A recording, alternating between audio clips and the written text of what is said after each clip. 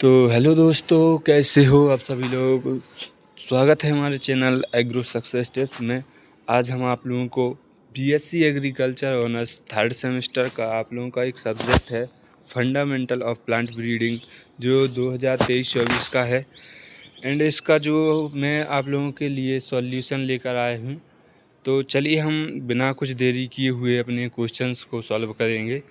तो आगे बढ़ते हैं। इसमें जो दिया गया है क्वेश्चन नंबर फर्स्ट की दशानुकूलन क्या है दोस्तों, यानी एक्लाइमेटाइजेशन क्या है, तो इसके बारे में हम आगे चर्चा करेंगे। एंड सेकंड क्वेश्चन हमारा पेटेंट एकस्व क्या है। एंड इसके बाद देखते हैं कि क्वेश्चन नंबर थर्ड है पूर्व मेंडेलियन काल क्या है। तो दोस्तों, तो ये भी हमारा क्वेश्चन नंबर थर्ड है। एंड इसके बाद हम लोग देखते हैं कि क्वेश्चन नंबर फोर्थ है कि पादप प्रजनन के उद्देश्य क्या हैं, यानी objective of plant breeding. And इसके बाद हम लोग देखते हैं कि पार्थेनोजेनेसिस क्या है, यानी जिसे हम अनिषेक जनन कहते हैं। तो अनिषेक जनन होता क्या है। एंड इसके बाद हम लोग जो कि है देखते हैं कि हाइब्रिड विगर क्या है, यानी संकर ओज क्या है दोस्तों। तो इसके बारे में भी हम जो कि आगे चर्चा करेंगे। एंड इसके बाद हम लोग पहले क्वेश्चन देख लेते हैं, फिर इसके बाद हम सभी लोग जो कि है इसके आंसर को भी देखेंगे। एंड इसके बाद जो क्वेश्चन नंबर 7 है, यानी कि इनब्रेड लाइन्स, यानी कि अंतः प्रजात वंशक्रम क्या है। तो इसके बाद इसके बारे में हम लोग जो कि है चर्चा करेंगे। एंड इसके बाद जो क्वेश्चन नंबर 8 है सिंथेटिक वेराइटीज़, यानी कि जो संश्लेषित किस्में हैं वह क्या हैं। तो इसके बारे में भी हम लोग आगे चर्चा करेंगे। एंड इसके बाद है जो कि है सिंगल क्रॉस हाइब्रिड, यानी एकल क्रॉस संकर क्या है। तो इसके बारे में भी हम लोग जो कि है आगे चर्चा करेंगे दोस्तों। एंड जो क्वेश्चन नंबर 10 है बायोटिक एंड अबायोटिक स्ट्रेसेस, यानी कि जैविक और अजैविक तनाव क्या है। एंड इसके बाद जो कि है क्वेश्चन नंबर 11 है, यानी कि डिस्टेंट हाइब्रिडाइजेशन क्या है, यानी कि जिसे हम लोग दूरस्थ संकरण भी कहते हैं। तो ये क्या है। एक टोटल क्वेश्चन नंबर की जो है 15 है। तो हम पहले क्वेश्चन देखते हैं, इसके बाद हम लोग जो कि उनके आंसर्स को देखेंगे। एंड जो कि है क्वेश्चन नंबर 12 है स्पॉन्टेनियस म्यूटेशंस क्या हैं दोस्तों। तो इन्हें हम जो कि है स्वतः उत्परिवर्तन कहते हैं। तो ये क्या होते हैं, तो इसके बारे में भी हम आगे देखते हैं दोस्तों। तो क्वेश्चन नंबर 13 है टाइप्स ऑफ पॉलीफ्लाइडी, यानी कि बहुगुणिता के प्रकार कितने हैं। तो इसके बारे में भी हम लोग जो कि आगे चर्चा करेंगे। एंड इसके बाद क्वेश्चन नंबर 14 है कंपोनेंट्स ऑफ जेनेटिक वेरिएशन, यानी कि जो आनुवंशिकी विविधता के जो घटक हैं तो कौन कौन से हैं, इसके बारे में भी हम देखेंगे। एंड इसके बाद है हमारा क्वेश्चन नंबर 15, यानी पार्टिसिपेटरी प्लांट ब्रीडिंग, यानी कि जो सहभागी पादप प्रजनन है वह क्या है। तो चलिए अब हम लोग जो कि है क्वेश्चन के आंसर की ओर बढ़ते हैं। तो इसमें हमारा क्वेश्चन नंबर फर्स्ट दिया गया था कि एक्लाइमेटाइजेशन क्या है, जिसे हम लोग दशानुकूलन कहते हैं। तो एक्लाइमेटाइजेशन जो कि है एक ऐसी प्रक्रिया है दोस्तों, जिसमें पौधों या जानवरों को नए वातावरण में अनुकूल बनाने के लिए तैयार किया जाता है। तो यानी कि दोस्तों एक्लाइमेटाइजेशन यानी कि दशानुकूलन एक ऐसी प्रक्रिया होती है जिसमें किसी पौधों या फिर जानवरों को नए वातावरण में उसके अनुकूल बनाने के लिए तैयार किया जाता है।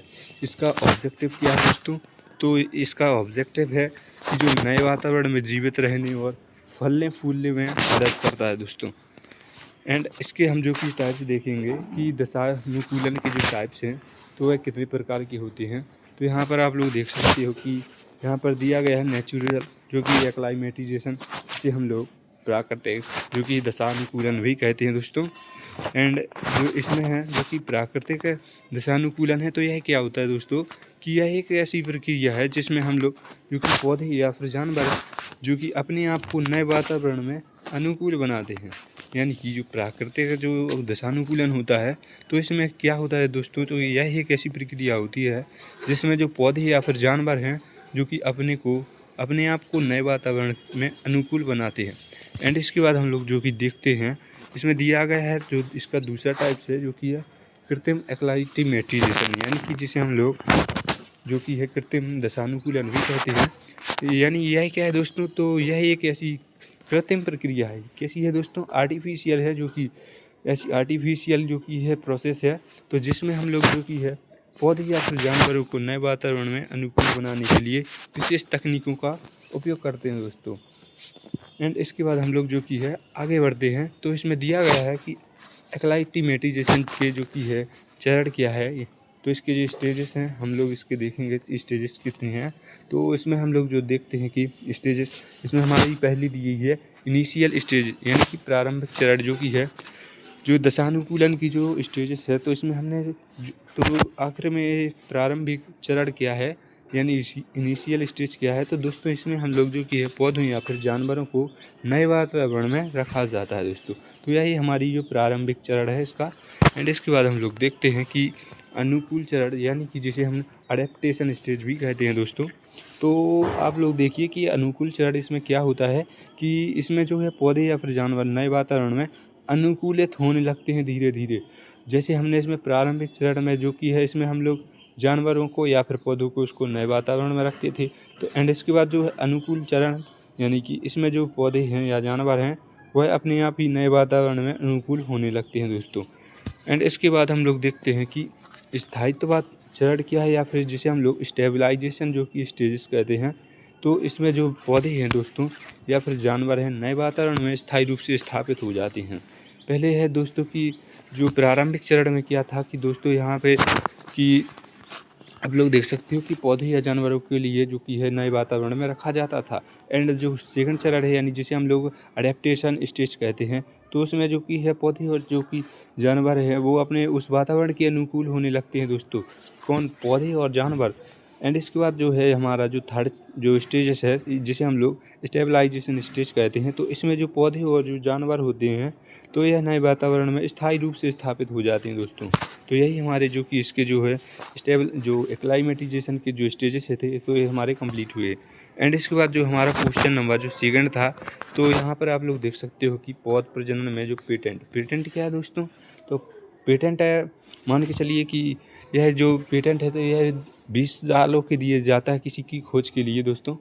तो चलिए मैं आप लोगों को यहाँ पे बताता हूँ कि पेटेंट क्या है दोस्तों। तो पौध प्रजनन में जो कि पेटेंट है एक प्रकार का बौद्धिक संपदा अधिकार है। यह क्या है दोस्तों? इंटेलेक्चुअल प्रॉपर्टी राइट्स है जो कि पौधों और प्रजनकों को उनके द्वारा विकसित की नए पौधों की किस्मों के लिए दिया जाता है। यदि सुनिए दोस्तों कि जो पेटेंट है तो यह क्या है, तो इसमें दोस्तों क्या है कि अगर किसी व्यक्ति के द्वारा जो पौधों की नई जो कि किस्म है या फिर पौधे की जो किस्में जो वैराइटीज़ है वो इसको जो क्या बोलते हैं इसको खोजा गया है तो उसको जो पेटेंट दिया जाता है। और यह इसकी मान्यता है दोस्तों 20 वर्षों के लिए दी जाती है उस पेटेंट के लिए, उसकी खोज के लिए दोस्तों।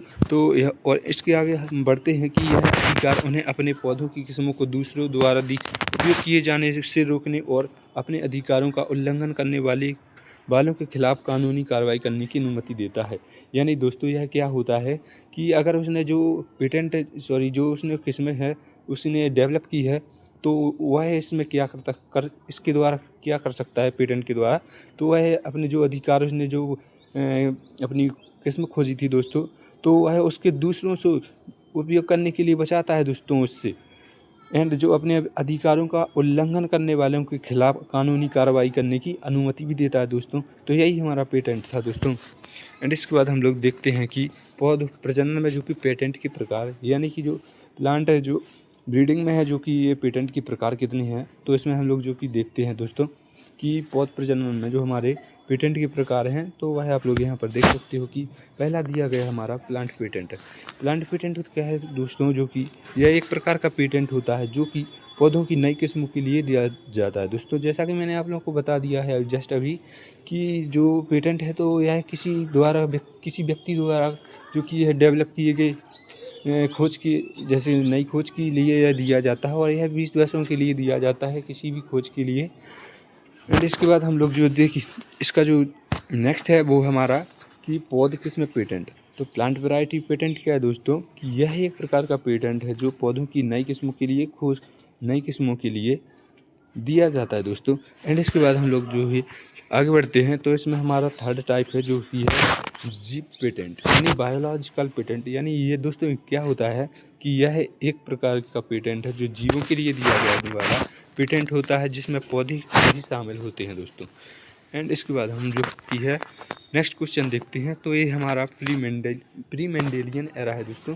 प्री मेंडेलियन एरा जिसे हम लोग हिंदी में प्री मेंडेलियन काल भी कहते हैं दोस्तों। तो यह क्या है दोस्तों, यानी कि प्री मेंडेलियन काल का मतलब है दोस्तों कि जो यानी कि मेंडल थे, जो ग्रेगर जॉन मेंडल थे, उनसे पहले एक जो काल था वही काल है जो प्री मेंडेलियन एरा कहलाता है दोस्तों। यानी जो ग्रेगर जॉन मेंडल थे तो उनके पहले का जो समय था वही है जो कि प्री मेंडेलियन एरा कहलाता है दोस्तों। एंड यहाँ पर मैं आप लोगों को जो कि डिटेल से बताऊंगा। एंड इसके बाद आप लोग देख सकते हो कि प्री मेंडेलियन एरा जो पौध प्रजनन का एक ऐतिहासिक काल है, यानी हिस्टोरिक पीरियड है दोस्तों। तो यहाँ पर आप लोग देख सकते हैं कि जो ग्रेगर जॉन मेंडल के आनुवंशिक के नियमों की खोज से पहले का है दोस्तों। जब जो ग्रेगर जॉन मेंडल थे तो उनके जो आनुवंशिक खोज है उन्होंने जो की थी तो उससे पहले का ही समय है दोस्तों। इस काल में क्या है कि दोस्तों की जो कि है पौध प्रजनन, इस काल में जो कि पौधों की नई किस्मों को विकसित करने के लिए विभिन्न तकनीकों का उपयोग करते थे, और लेकिन उन्हें आनुवंशिकी के नियमों की समझ नहीं थी दोस्तों। यानी कि इस काल में जो है दोस्तों पौधों की नई किस्मों को विकसित करने के लिए विभिन्न तकनीकों का प्रयोग किया करते थे, लेकिन उनको जो कि है जेनेटिक जो कि है रूल्स का जो कि उन्हें अंडरस्टैंड यानी समझ नहीं थी। तो इस कारण से जो कि है जो प्लांट ब्रीडिंग में जो है तो उसके मतलब उससे कोई लाभ नहीं हुआ उनको। तो उससे इसके बाद हम लोग जो देखती हैं दोस्तों कि इसमें जो पौध प्रजनन की उद्देश्य क्या है, तो यानी ऑब्जेक्टिव्स ऑफ प्लांट ब्रीडिंग, यानी कि पौध प्रजनन में इसके उद्देश्य क्या है दोस्तों। तो आप लोग देख सकते हैं यहाँ पर कि जो प्लांट ब्रीडिंग है यानी पौध प्रजनन में इसके उद्देश्य क्या हैं। तो आप लोग यहाँ पर देख सकते हो कि पौध प्रजनन की जो मुख्य उद्देश्य हैं यानी main objectives of plant breeding, यहाँ पर आप लोग जो कि है देख सकते हो दोस्तों। सॉरी दोस्तों हाँ दोस्तों, अगर आप लोगों ने मेरे चैनल को सब्सक्राइब नहीं किया है अभी तक तो चैनल को सब्सक्राइब और वीडियो को लाइक कर देना। अगर आप मेरे चैनल पर पहली बार हो तो दोस्तों मैं आप लोगों को इसी प्रकार से जो कि वीडियो बनाता रहता हूं दोस्तों, आपके लिए जो कि प्रॉफिट्स के लिए कि आप जो कि कुछ अपने एग्ज़ाम्स में कुछ अच्छा करके दिखा पाओ। तो इसी कारण मैं आप लोगों के लिए जो मेहनत करता हूं दोस्तों। तो आप लोगों को क्या करना है कि मेरे चैनल को सब्सक्राइब और वीडियो को लाइक करना है। अगर आप लोगों को अच्छा लगे तो ही करना है दोस्तों। इसमें आप लोगों को पर कोई प्रेशर नहीं डाल रहा हूँ, कोई आप लोग नहीं करिए तो करिए, ऐसा कुछ नहीं है दोस्तों। अगर आप लोगों को इससे मेरे मतलब वीडियो से थोड़ा कुछ ज्ञान सीखने को मिलता है तो आप अपनी इच्छा अनुसार जो कि है इसको जो कि है सब्सक्राइब कर सकते हो। एंड इसके बाद हम लोग जो कि आगे बढ़ते हैं कि पौध प्रजनन के मुख्य उद्देश्य क्या हैं, यानी मेन ऑब्जेक्टिव्स ऑफ जो कि प्लांट ब्रीडिंग के जो उद्देश्य क्या हैं दोस्तों।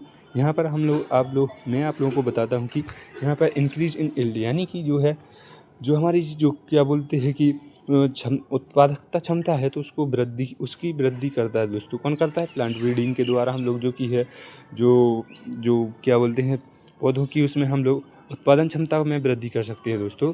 तो यहाँ पर मैं आप लोगों को इसका फर्स्ट पॉइंट बताऊंगा कि पौध प्रजनन का मुख्य उद्देश्य जो कि पौधों की उत्पादकता में वृद्धि करना है, जिससे अधिक खाद्य और अन्य पौध उत्पाद प्राप्त किए जा सकते हैं दोस्तों। एंड इसके बाद हम लोग जो कि है आगे बढ़ते हैं कि गुणवत्ता में सुधार, यानी कि इम्प्रूवमेंट इन क्वालिटी, यानी पौध प्रजनन का उद्देश्य पौधों की गुणवत्ता में सुधार करना है, जैसे कि स्वाद, पोषण मूल्य और सेल्फ लाइफ में सुधार। एंड इसके बाद हम लोग जो कि आगे बढ़ेंगे, इसमें जो कि है थर्ड पॉइंट दिया गया है कि डिजीज रेजिस्टेंस, यानी कि रोग प्रतिरोधकता, यानी कि प्लांट ब्रीडिंग के द्वारा जो कि है इसकी ऑब्जेक्ट के यानी कि करते क्यों दोस्तों प्लांट ब्रीडिंग, तो प्लांट ब्रीडिंग इसलिए करते हैं, इसका मेन ऑब्जेक्टिव है कि मैंने आप लोगों को 2 टर्म्स पहले बता दिए हैं। एंड जो थर्ड है हमारा रोग प्रतिरोधकता, यानी डिजीज़ के रेजिस्टेंस को जो कि है जो प्लांट ब्रीडिंग है उसके लिए जो काम में यूज लाया जाता है। एंड इसके बाद जो कि हम आगे बढ़ते हैं कि पौध प्रजनन का उद्देश्य जो कि है पौधों को रोग प्रतिरोधक बनाना है, जिससे उन्हें रोगों से बचाया जा सकता है दोस्तों। जो हमारी वैराइटीज़ हैं दोस्तों, अगर उनको हमने रोग प्रतिरोधक क्षमता से बचा लिया तो वह जो कि रोगों के प्रति जो कि संवेदनशील नहीं होंगे दोस्तों। एंड इसके बाद आप लोग देख सकते हो कि इसमें हमारा क्वेश्चन जो है पॉइंट्स नंबर 4 है। तो इसमें दिया गया है हमारा कीट प्रतिरोधकता, यानी पेस्ट रेजिस्टेंस वो तो अभी डिजीज के रेजिस्टेंस के लिए था। ये पेस्ट डिजीज और पेस्ट अलग अलग होते हैं दोस्तों। वो है हमारे यानी कि रोगों को प्रतिरोधक क्षमता के बारे में जो कि है वहाँ पर दिया जा रहा था। एंड यहाँ पे आप लोग देख सकते हो पेस्ट यानी कीट होते हैं जो यहाँ पे पौध है जो कि पौध प्रजनन का उद्देश्य है पौधों को प्रतिरोधक बनाना है दोस्तों। यहाँ पर पौधों को जो कि ये कीट के प्रतिरोधक बनाना है, जिससे उन्हें कीटों से आसानी से बचाया जा सकता है। एंड इसके बाद जो कि है हमारा फिफ्थ पॉइंट है, तो इसमें दिया गया है ड्रॉट रेजिस्टेंस यानी सूखा के प्रति प्रतिरोध। यानी कि इसमें हम लोग क्या करते हैं दोस्तों कि पौध प्रजनन का इसमें उद्देश्य होता है कि पौधों को जो पौधे होते हैं तो उसको सूखे के प्रति जो कि है प्रतिरोध बनाया जाए, और जिससे कि उन्हें सूखे की स्थिति से उन्हें जो कि है जीवित रखा जा सके। एंड इसके बाद जो कि हम लोग बताएंगे कि इसमें नेक्स्ट क्वेश्चन है दोस्तों हमारा कि पार्थेनोजेनेसिस होता क्या है दोस्तों, कि पार्थेनोजेनेसिस होता क्या है। तो इसे हम लोग हिंदी में आनिशिक फलन भी कहते हैं दोस्तों। क्या कहते हैं? आनिशिक फलन भी कहते हैं। तो चलिए हम बताते हैं कि पार्थेनोजेनेसिस होता क्या है दोस्तों। तो पार्थेनोजेनेसिस एक प्रकार का जो कि है अजीविक प्रजनन है दोस्तों। अजीविक प्रजनन है जिसमें हम लोग अंडे का विकास बिना निषेचन के होता है दोस्तों। यानी कि दोस्तों पार्थेनोजेनेसिस में एक ऐसी प्रक्रिया है जिसके माध्यम से जो कि दोस्तों की अंडे का विकास है जो कि बिना निषेचन के होता है। यानी कि बिना जो कि है बिना निषेचन के जो कि है अंडे का विकास होता है इसमें। यहाँ पर आप लोग देख सकते हो कि अंडे का विकास है जो कि दोस्तों बिना निषेचन के होते हैं। आप लोगों को ये मेन पॉइंट याद कर लेना है कि जिसमें अंडे का विकास है जो कि बिना निषेचन के होता है, अर्थात बिना पुरुष के शुक्राणु के साथ मिले। यह प्रक्रिया कुछ पौधों में पाई जाती है, जैसे कि जहां अंडे का विकास बिना निषेचन के होता है और बीज बनते हैं दोस्तों। एंड इसके बाद हम लोग देखते हैं कि पौध प्रजनन में पार्थेनोजेनेसिस के उपयोग यानी कि जो प्लांट ब्रीडिंग है उसमें हमारे जो आनिशिक फलन है उसका क्या यूजेस है। तो यहाँ पर आप लोग देख सकते हो फर्स्ट पॉइंट है हमारा हाइब्रिड बीज उत्पादन। यानी कि हाइब्रिड जो कि है बीज है इसका उत्पादन किया जा सकता है किसके द्वारा? पार्थेनोजेनेसिस के द्वारा। यानी कि आप लोग यहाँ पे देख सकते हो कि पार्थेनोजेनेसिस का उपयोग हाइब्रिड बीज उत्पादन में किया जा सकता है दोस्तों, जहाँ अंडे का विकास बिना निषेचन के होता है और हाइब्रिड बीज बनते हैं दोस्तों। एंड इसके बाद जो है हमारा जो सेकंड पॉइंट है यहाँ पर पौधों की नई किस्मों का विकास। यानी जो हमारे पौधों की नई किस्में हैं, नई वैरायटीज़ हैं, तो उसका विकास किया जाता है किसके माध्यम से? जो कि है आनिशिक फलन यानी कि पार्थेनोजेनेसिस के उपयोग से। एंड इसके बाद जो कि है हमारा पौधों की उत्पादकता में वृद्धि। एंड इसके बाद हम लोग देखते हैं कि मानते हैं दोस्तों कि पौधों की जो उत्पादकता वृद्धि है तो ये क्या है दोस्तों कि इसमें पार्थेनोजेनेसिस का उपयोग करके हम लोग जो कि है पौधों की उत्पादकता के सुधार में किया जा सकता है, जहां अंडे का विकास बिना निषेचन के होता है और पौधों की उत्पादकता में वृद्धि होती है दोस्तों।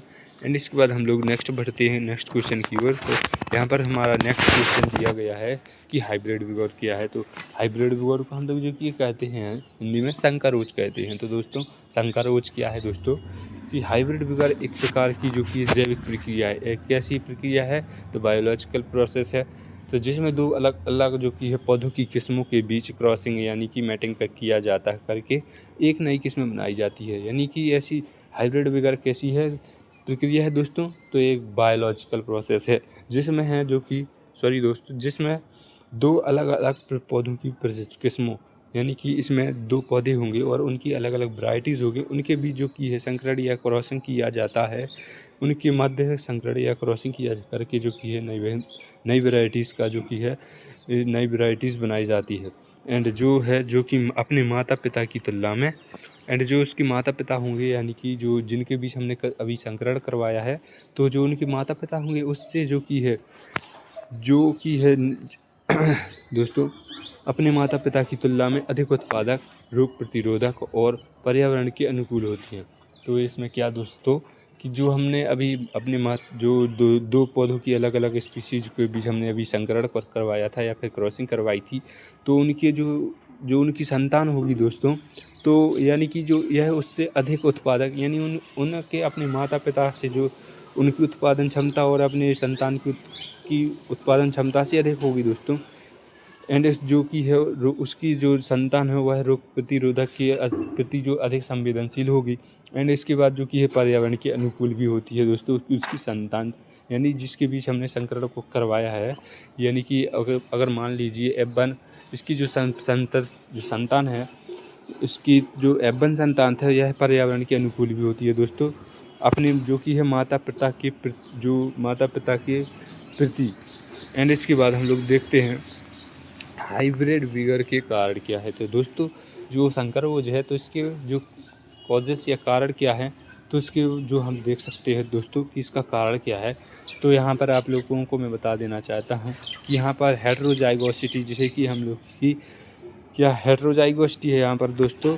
तो यहाँ पर आप लोग देख सकते हो कि इसमें हम लोग हाइब्रिड विगर का मुख्य कारण जो हेटेरोजाइगोसिटी है, जो हाइब्रिड जो विगर है यानी संकर ओज है, तो इसका मुख्य कारण क्या है दोस्तों, हेटेरोजाइगोसिटी है। तो इसमें क्या होता है दोस्तों कि जो दो अलग अलग पौधों की किस्मों के लिए के जीन हैं, यानी कि दो पौधे होंगे दोस्तों, एक ए पौधा और एक ए बी, इसको मान लेते हैं ए और इसको मान लेते हैं बी पौधा।